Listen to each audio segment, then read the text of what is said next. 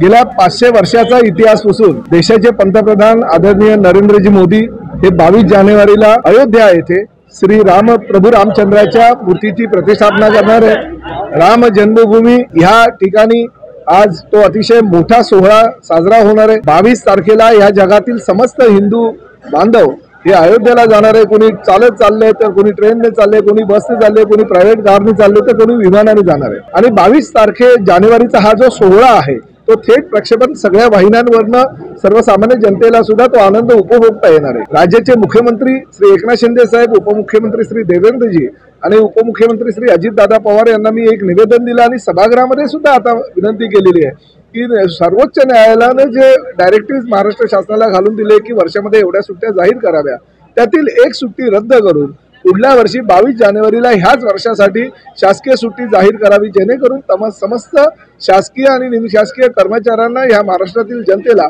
हा सोहळा अनुभवता येईल। काही लोकांना जर अयोध्येला जायचं असेल त्यांना जाता येईल।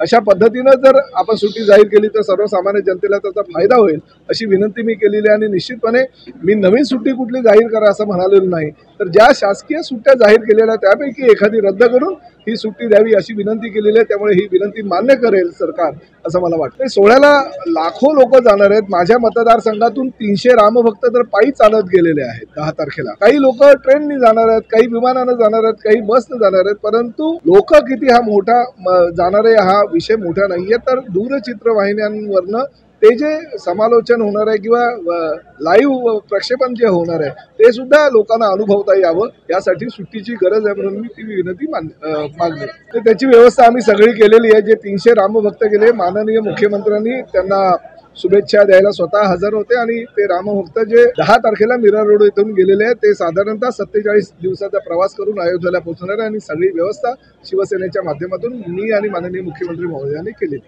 लेटेस्ट अपडेट्स के लिए पावर ऑफ वन न्यूज को फॉलो कीजिए।